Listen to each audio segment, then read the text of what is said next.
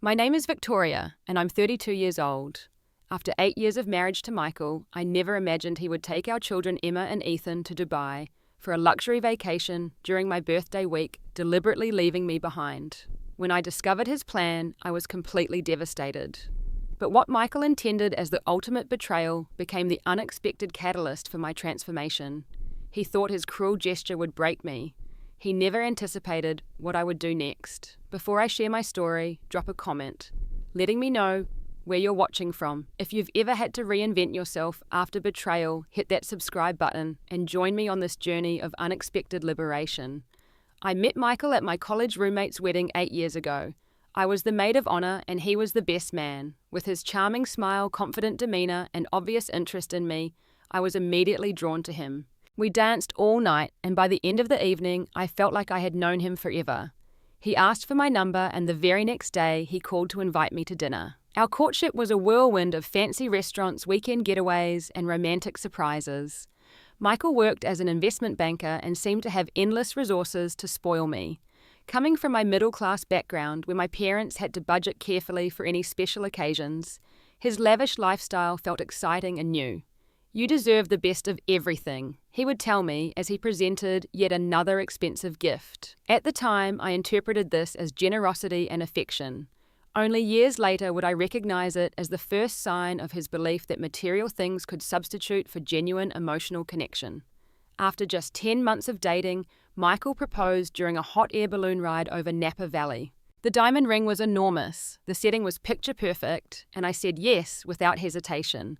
Looking back, I realized we had never discussed fundamental aspects of our relationship, our values, expectations about family life, or long-term goals.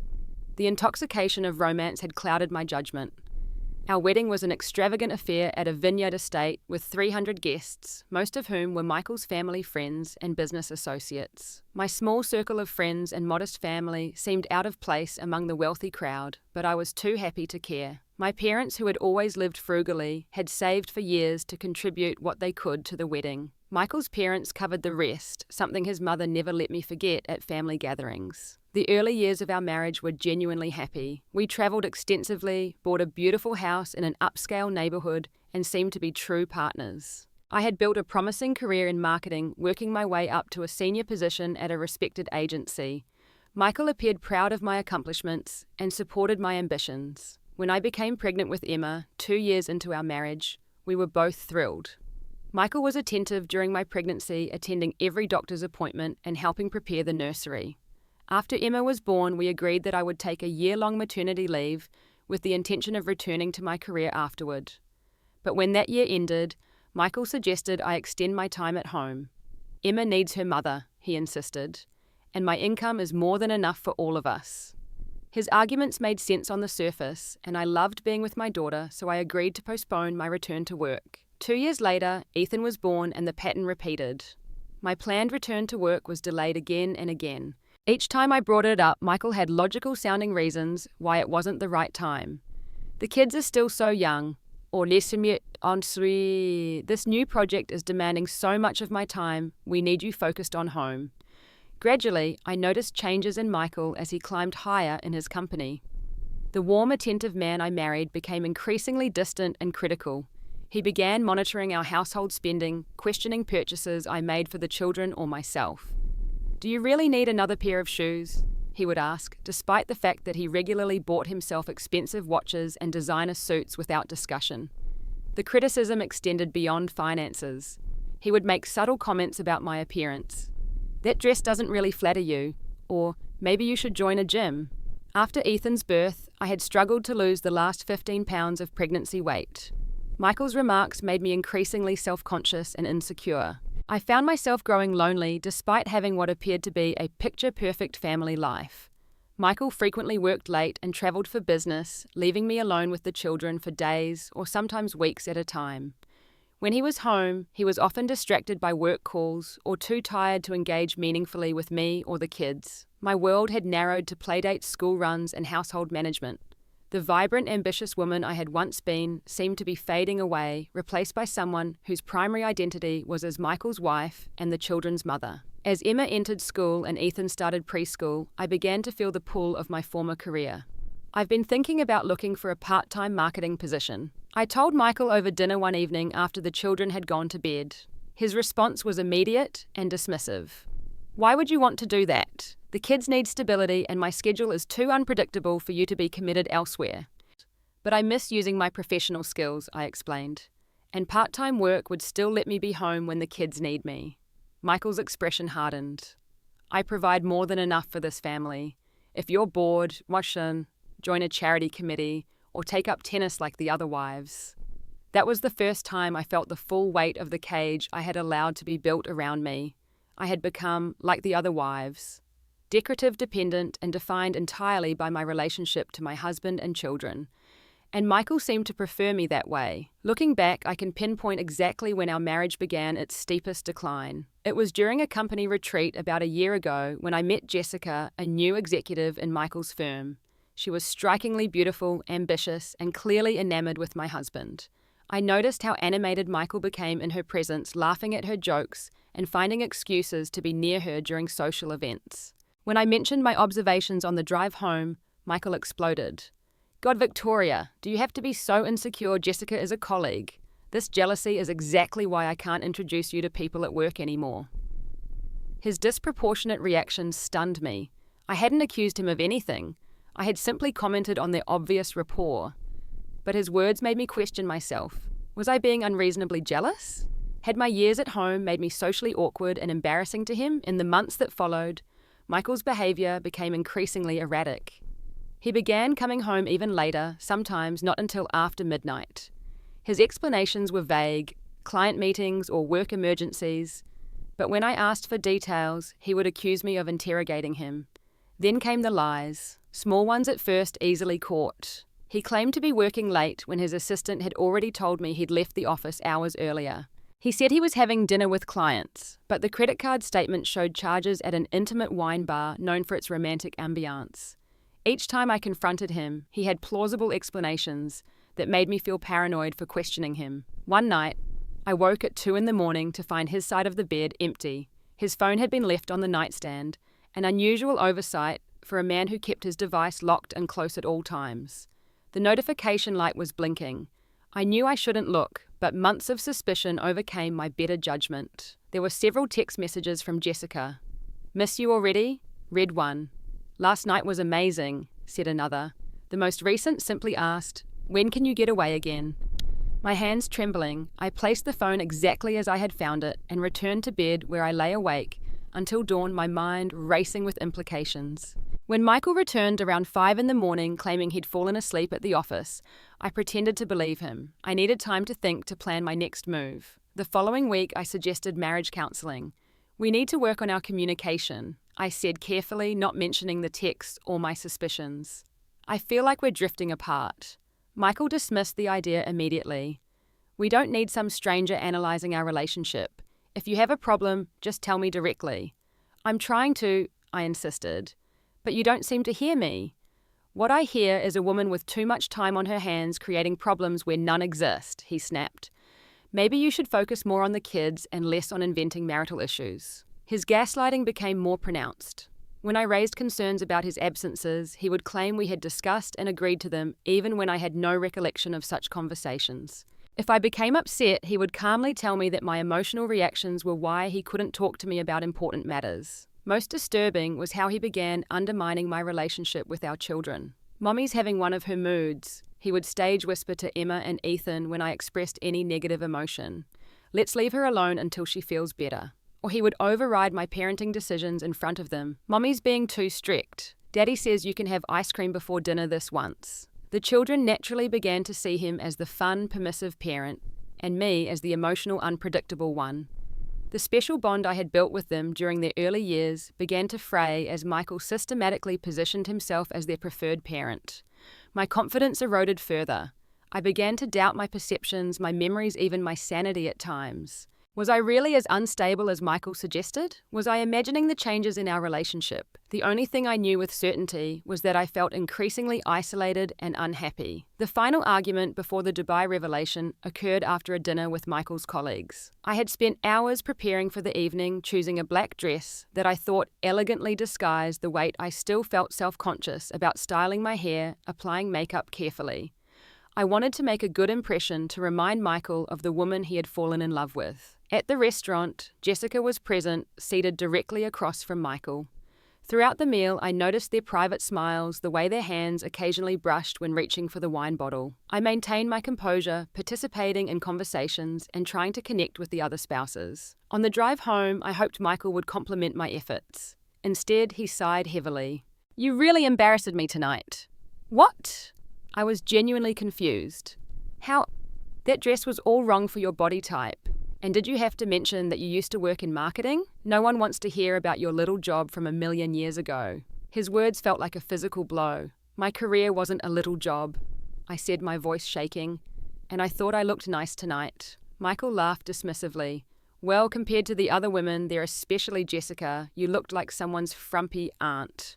Maybe if you put as much effort into your appearance as you do into criticizing me, you'd still be attractive to me." We drove the rest of the way in silence as I fought back tears. By the time we arrived home, I was too exhausted emotionally to continue the fight. I paid the babysitter while Michael went straight upstairs without another word. Little did I know that this cruel exchange was just the prelude to an even more devastating betrayal. The discovery happened on a Tuesday morning 3 weeks after that painful dinner. The children were at school and preschool, and I was sorting through emails on our shared family computer. Michael had forgotten to log out of his account, and a confirmation email from a luxury travel agency caught my eye. Dubai family vacation, final itinerary. Curious, I opened it. The email detailed an extravagant 10-day trip to Dubai. 5-star accommodations, desert safaris, water parks, dolphin encounters, all the activities our children would love. The departure date was highlighted May 12th, my birthday. For years, my birthday had been a family celebration. Even as other traditions faded with Michael's increasing emotional distance, we had maintained this one. Now he was planning to be thousands of miles away, taking our children with him. I scrolled through the itinerary with increasing disbelief. The reservation was for 4 people: Michael, Emma, Ethan, and Michael's mother. My name was nowhere to be found. When Michael returned from work that evening, I confronted him with the printout. "I found this today," I said, placing the itinerary on the kitchen counter. "Were you planning to tell me about it?" He glanced at the paper without surprise or guilt. "Yes, of course. I was waiting for the right time. The right time to tell me you're taking our children to Dubai during my birthday, without me." Michael sighed as if dealing with an unreasonable child. "I thought it would be good for the kids to have a special trip with me. They rarely get quality time with their father." "On my birthday," I repeated, still struggling to comprehend the deliberate cruelty of his timing. "It was the only time that worked with my schedule," he said dismissively. "Besides, my mother is coming along to help with the kids. She's been wanting to spend more time with her grandchildren." His mother, who had never made any secret of her disappointment that her son had married me instead of the socialite daughter of her bridge partner, who had critiqued my parenting at every opportunity. That addition felt like salt in an already painful wound. Why wasn't I included? I asked directly, though I already knew the answer. Michael's facade of reasonableness slipped, revealing the cruelty beneath. "Because the kids deserve a fun trip with a fun parent for once. All you do is worry and make rules. When was the last time you just let them enjoy themselves without turning everything into a teaching moment?" His words hit their target perfectly. I had always prided myself on being a thoughtful, engaged mother. Hearing my approach to parenting thrown back at me as a failure was devastating. "This is wrong, Michael," I said quietly. "You know it is. Taking the children away on my birthday is deliberately hurtful." He shrugged. "Think whatever you want. The tickets are booked and the kids are excited. Unless you want to be the one to disappoint them by throwing a tantrum about it." After he left for work the next morning, I broke down completely. I sat on the kitchen floor sobbing until my throat was raw and my eyes burned. The deliberate exclusion from a family vacation was painful enough. The fact that Michael had chosen my birthday made his intention unmistakable. This wasn't just a trip. It was a message, you don't matter. That afternoon, during their regular video call with their father, Emma and Ethan, bubbled over with excitement about the upcoming Dubai trip. "Daddy's taking us to see real camels," Emma exclaimed, "and we're staying in a hotel shaped like a sail. And Grandma's coming too," added Ethan. "Daddy says she'll buy us special presents." I maintained a smile throughout the call, unwilling to taint their joy with the reality of the situation. But their innocent excitement revealed another painful truth they had known about the trip for some time. Michael had been discussing it with them, secretly creating anticipation and bonding over plans that deliberately excluded me. The night before their departure, Michael packed the children's suitcases while I prepared dinner. He moved around me in the kitchen as if I were invisible, occasionally asking the kids questions about what toys they wanted to bring. Not once did he address me directly. As I tucked the children into bed, fighting back tears, as I realized I wouldn't see them on my birthday for the first time since they were born, Emma asked innocently, "Why aren't you coming with us, Mommy?" Before I could formulate a response that wouldn't burden her with adult complexities, Michael appeared in the doorway. "Mommy has lots of important things to do here," he said smoothly. "She'll be fine on her own for a little while." The next morning, I stood on the driveway watching Michael load the luggage into his Range Rover. The children hugged me goodbye, promising to bring me souvenirs and take lots of pictures. Michael didn't even look at me as he drove away, the children waving excitedly from the back seat. I stood there long after the car had disappeared from view, feeling hollowed out, as if something essential had been carved from my chest. In 8 years of marriage, I had never felt so completely alone. The first 3 days after they left, I barely functioned. I moved through the empty house like a ghost, sleeping fitfully and eating little. The silence was oppressive after years of constant activity and children's voices. I cycled through grief, rage, and despair, unable to settle on any productive course of action. On the third day, my birthday, I woke to a house devoid of the traditional breakfast in bed, homemade cards, and small wrapped gifts that had been my birthday ritual since Emma was old enough to participate. Instead, there was just silence and the faint ping of a text message, a generic happy birthday from Michael, followed by photos of the children riding camels in the desert, their faces alight with joy. The message was clear: look at the fun they're having without you. I spent most of that day crying, scrolling through photos from happier birthdays, wondering how my marriage had deteriorated to this point of calculated cruelty. By evening, I had cried myself into exhaustion and fallen into a restless sleep on the couch. The ringing phone startled me awake. It was Sophia, my college roommate, and the friend whose wedding had introduced me to Michael. We had gradually lost touch over the years, as Michael subtly discouraged the friendship, claiming Sophia was a negative influence because of her direct manner and independent lifestyle. "Happy birthday, stranger," she said cheerfully. "I've been thinking about you all day. Do you have big plans with the family tonight?" The simple question broke the dam. Through sobs, I told her everything. The Dubai trip, Michael's increasing emotional abuse, my suspicions about his affair, my growing isolation. Once I started talking, I couldn't stop. Years of suppressed hurt and confusion poured out in a torrent of words. Sophia listened without interruption.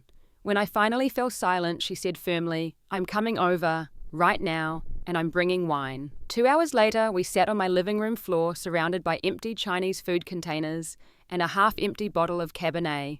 Sophia had listened to the extended version of my story with increasing outrage. "Victoria," she said finally, taking my hands in hers, "what Michael is doing is emotional abuse, full stop. And from what you've described, he's been isolating and gaslighting you for years." Gaslighting? The term was vaguely familiar, but not one I had applied to my situation. Making you question your own reality, telling you you're overreacting when you have legitimate concerns, dismissing your feelings as irrational. She squeezed my hands. "You're not crazy, Vic. You're being systematically manipulated by someone who's supposed to love you." Her words hit me with the force of revelation. I had been so gradually conditioned to doubt myself that I hadn't recognized the pattern for what it was. "But what do?" I asked, feeling simultaneously liberated by this new understanding and overwhelmed by its implications. Sophia's response was immediate and practical. "First, you document everything. Then you talk to a lawyer. And most importantly, you start rebuilding the life and identity he's been chipping away at for years." That night, with Sophia sleeping in my guest room, I lay awake, considering her advice. For the first time in months, I felt a flicker of something beyond despair, a tiny flame of determination. The next morning, fueled by this new resolve, I began investigating our financial situation. Michael had always handled the money, giving me an allowance for household expenses, but keeping me largely in the dark about our overall finances. I found statements for accounts I didn't know existed, large transfers to his parents, and most disturbingly, evidence of a recently opened account with both Michael's and Jessica's names. I also discovered emails confirming a weekend booking at a romantic mountain resort under Michael's name, during a time he had told me he was at a business conference. Attached to the confirmation was a message to Jessica: "Can't wait for our special weekend. Don't bring much clothing, we won't need it." The evidence of his betrayal was painful but clarifying. The man I had loved and trusted had been systematically deceiving me while making me feel increasingly worthless and dependent. With Sophia's encouragement, I made an appointment with a divorce attorney who helped me understand my rights and the steps I needed to take to protect myself and the children. "Document everything," she advised, echoing Sophia, "and secure your financial position as much as possible before he realizes what's happening." The attorney's guidance gave me a roadmap, but the emotional journey was more challenging. Years of subtle undermining had left me doubting my capabilities and worth. To counter this, I made an appointment with a therapist specializing in emotional abuse recovery. Dr. Martin listened to my story with compassion and helped me recognize the patterns that had led me to this point. "Michael selected you because you were independent and successful," she explained. "People with controlling tendencies are often attracted to strong partners. It makes the process of breaking them down more satisfying." With each session, I gained clarity about my situation and strength to face what lay ahead. Dr. Martin's words became a mantra: "You survived this for a reason. Now it's time to reclaim your power." And slowly, day by day, that's exactly what I began to do. With the family scheduled to be away for 2 weeks, I created a methodical plan to reclaim my life before they returned. Each morning, I made a list of concrete actions to take that day. Small steps toward independence that would collectively transform my situation. My first priority was financial security. Following my lawyer's advice, I opened a separate bank account and transferred the modest inheritance I had received from my grandmother upon her death last year. Michael had insisted at the time that I add the money to our joint investment account for the children's future. I had complied but felt uneasy about relinquishing control of my inheritance. Now I was grateful that I had kept the original documentation. Next, I focused on rebuilding my professional identity. Despite being out of the workforce for 7 years, I had maintained some industry connections through occasional freelance projects. Small marketing consultations I had done from home, always downplaying their importance when Michael questioned how I spent my time. I reached out to my former boss at the marketing agency. "Victoria, it's wonderful to hear from you," Diane exclaimed when I called. "How are things?" I gave her the sanitized version of my situation, that I was ready to return to work now that the children were in school. I didn't mention the marital crisis or upcoming divorce. Keep it professional, I reminded myself. To my surprise and relief, Diane was enthusiastic about the possibility of my return. "We've actually been discussing creating a flexible position focused on our family-oriented clients. Your perspective as a mother would be invaluable, and we could structure the hours around your family commitments." By the end of the call, we had scheduled an interview for later that week. I hung up feeling a surge of confidence I hadn't experienced in years. In just one conversation, I had gone from Michael's dependent to a professional with marketable skills and potential. The interview went even better than I had hoped. Diane introduced me to the current creative team, several of whom remembered me from my previous tenure. We discussed current marketing trends, and I shared insights I had gathered from my perspective as a target consumer for many family-oriented products. By the meeting's end, Diane offered me a position with flexible hours and a salary that, while less than I had earned before leaving, would provide me with crucial financial independence. "When can you start?" she asked.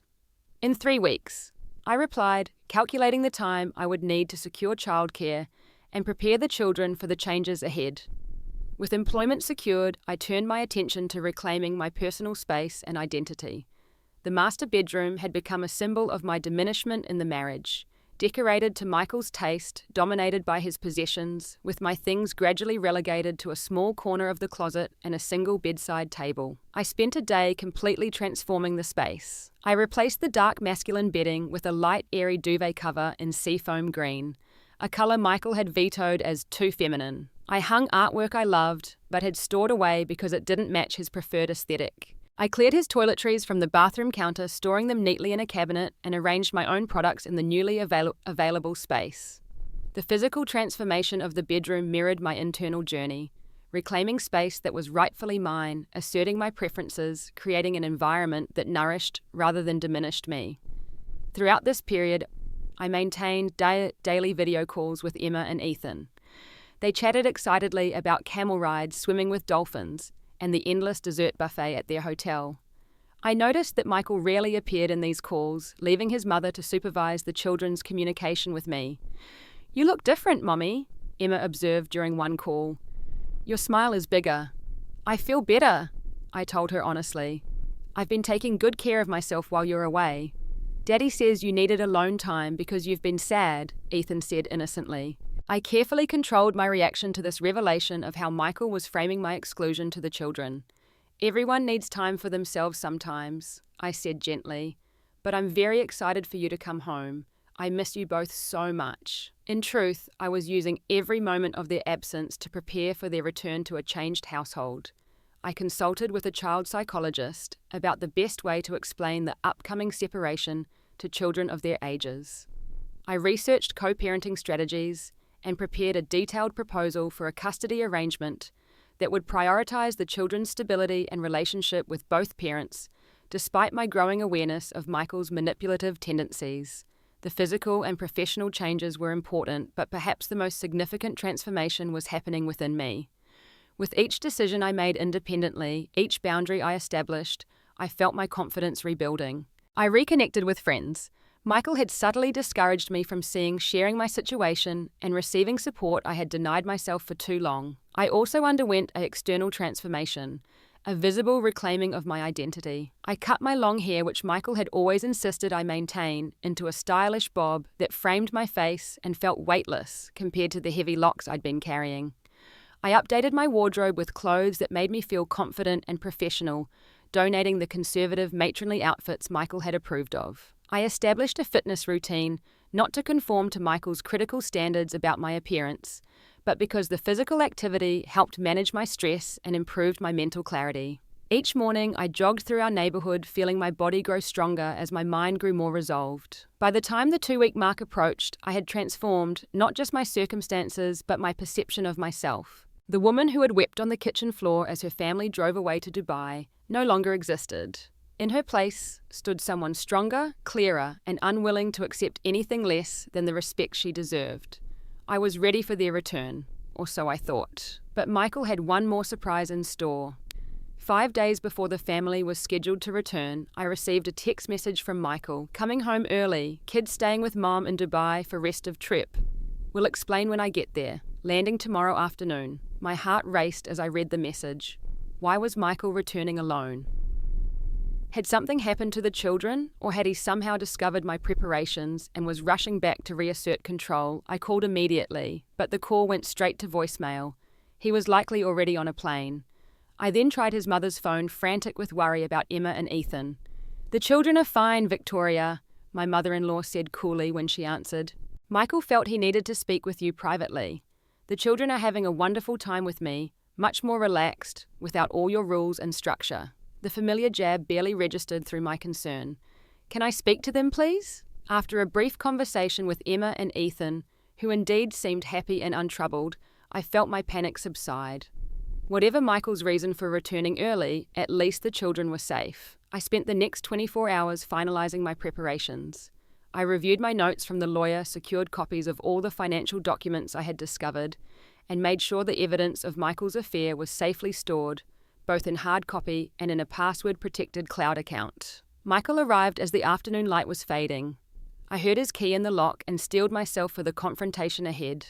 We hadn't been alone together in weeks, and never with the full knowledge I now possessed about his deception.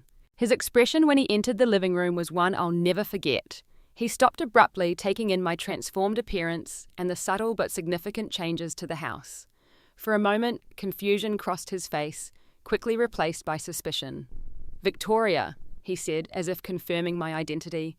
"You look different. I remained seated in what had once been his chair, the power position in the room.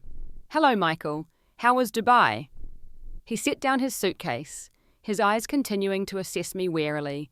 "It was fine. The kids loved it. My mother's keeping them entertained for a few more days." "So I heard. Why did you come back early?" Michael's confident demeanor faltered slightly. He had clearly expected to find me as he had left me, emotionally devastated, insecure and passive. The calm, composed woman before him was throwing off his script. "I thought we should talk," he said, moving toward the bar cart and pouring himself a scotch without offering me one. "I've been thinking about our situation, and I believe we need to make some changes." "I completely agree," I replied evenly. He took a long sip of his drink, then launched into what was clearly a prepared speech. "This marriage isn't working, Victoria. You've been increasingly emotional and unstable. It's affecting the children. They've been so much happier in Dubai without the constant tension. I think we should consider a trial separation." In that moment, I recognized the strategy. He was laying groundwork to portray me as an unfit mother, creating a narrative of my instability to justify taking the children from me. The realization should have terrified me. Instead, it crystallized my resolve. "Before you continue," I interrupted calmly, "there are some things you should know." I reached for a folder on the coffee table. "I'm aware of your affair with Jessica. I have copies of your emails, hotel reservations, and bank statements showing the account you opened together." Michael's face flushed, then paled. "You've been spying on me. I've been protecting myself and our children," I corrected him. "Just as I've documented your financial mismanagement, including the unauthorized transfers to your parents." His expression hardened. "You're delusional. No one will believe your wild accusations." "They're not accusations, Michael. They're facts supported by evidence I've already shared with my attorney." The mention of an attorney visibly startled him. "You spoke to a lawyer behind my back." "Yes, just as you planned a family vacation excluding me behind my back. Just as you've been conducting an affair behind my back. Just as you've been systematically undermining my relationship with our children behind my back." My voice remained steady, each word precision targeted. Michael's composure cracked. His hand tightened around his glass. "What do you want? Money, is that it?" "What I want is a divorce," I said clearly, "with a fair division of assets and joint custody of the children." He laughed, a harsh sound, devoid of humor. "You think any judge will give you custody when I tell them how emotionally unstable you've been? How you've been neglecting the children while pursuing some midlife crisis?" He gestured dismissively at my new haircut and clothes. "You mean the emotional instability you've been deliberately cultivating through gaslighting and isolation? The same tactics you've used to undermine my confidence and self-worth for years." I reached for another folder. "I have session notes from Dr. Martin, a respected psychologist specializing in emotional abuse recovery, documenting the patterns in our relationship." Michael's strategy shifted instantly from dismissal to anger. "You've been planning this all along, haven't you? Using me for financial support while plotting behind my back." "No, Michael, I've been surviving your emotional abuse while trying to maintain our family. The plotting has been entirely on your side. The affair, the separate accounts, the deliberate exclusion from family activities, to paint me as an outsider to our children." I maintained eye contact, refusing to be intimidated by his growing rage. "Your trip to Dubai wasn't just a vacation. It was a test run for your planned narrative. The fun dad and his parents providing a better life for the children than their unstable mother." His face confirmed my assessment. "The children would be better off with me," he insisted. "You've been so wrapped up in your own feelings that you haven't noticed how your behavior affects them. Is that why Emma asked me yesterday when I would be joining them in Dubai? Because they're so happy without me." It was a calculated risk. Emma had asked no such thing, but Michael's reaction would tell me everything. "She didn't," he began, then caught himself. "You're manipulating the situation." His instinctive denial confirmed my suspicion. Despite his efforts, the children were questioning my absence. They hadn't bought into his narrative as completely as he had hoped. "This conversation is pointless," Michael said abruptly, draining his glass. "We'll let the courts decide." "We could," I agreed. "Or we could handle this like rational adults prioritizing the children's well-being over your wounded pride." I slid a document across the coffee table. The divorce agreement my lawyer had prepared, outlining equitable terms for financial division and co-parenting. Michael stared at it, then at me, his expression flickering between rage and disbelief. You really think it's going to be this simple, that you can just hand me divorce papers and I'll sign away half of everything I've worked for? Half of what we've built together, I corrected. While I raised our children and maintained our home, enabling your career advancement. The courts will see it that way too. Tip. His demeanor shifted again, the anger giving way to a calculating assessment. We could try counseling, he suggested, his tone suddenly conciliatory. For the children's sake, we owe them that much. I recognized the tactic. Delay, create a narrative of attempted reconciliation, gather more ammunition to use against me later. I've been suggesting counseling for over a year, Michael. You've consistently refused. What's changed? I've had time to think in Dubai, to realize what's important. He moved toward me, reaching for my hand. I withdrew it before he could touch me. We built a life together, Victoria. Are you really ready to throw that away? I'm not throwing anything away. I'm acknowledging what you've already destroyed through your betrayal and manipulation. I stood establishing physical as well as emotional boundaries. Your plan to hurt me by taking the children to Dubai on my birthday gave me the time and space to see our situation clearly. For that, I should actually thank you. Michael's facade crumbled completely. You ungrateful bitch, he spat.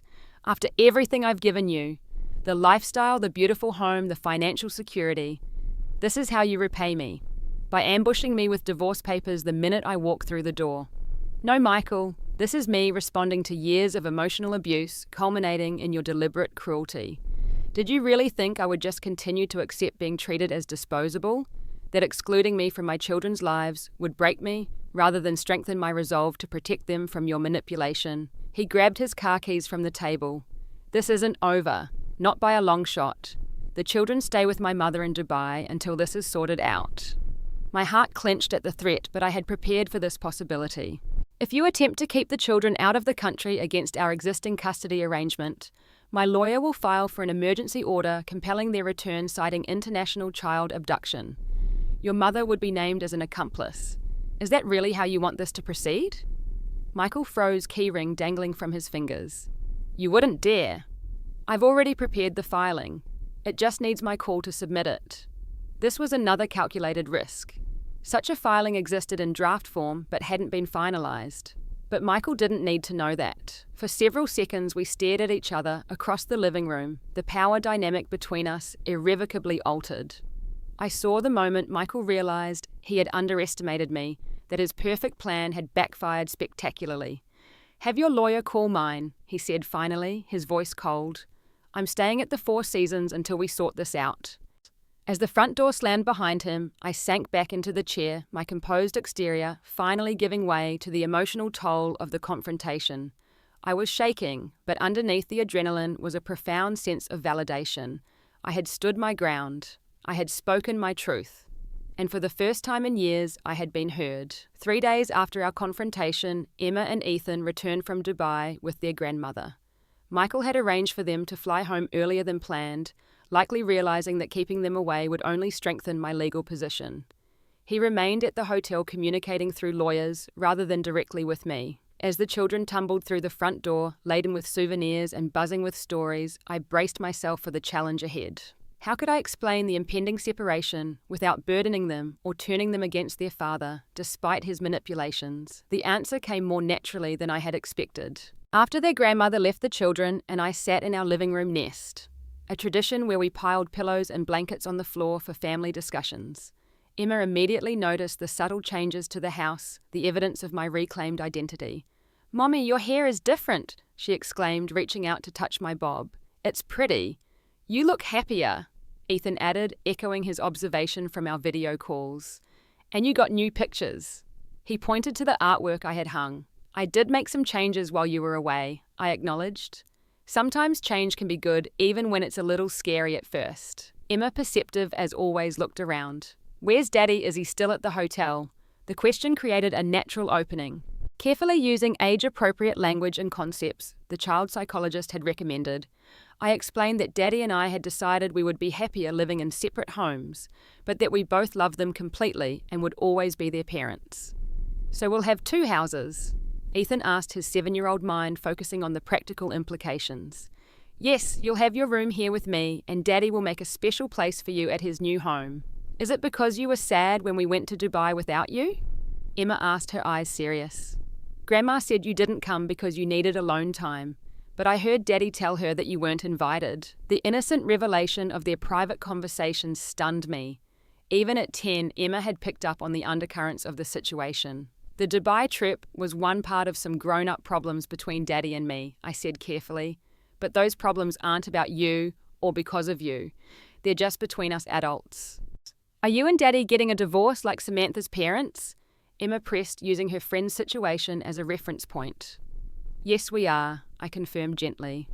But that doesn't change how much we both love you, and it doesn't mean you did anything wrong. The conversation continued with the children asking questions and me answering as honestly as I could while shielding them from the more painful details. By the end, they seemed to understand the basic situation, though I knew they would need ongoing reassurance and support as the reality set in. Over the following weeks, we established a new routine.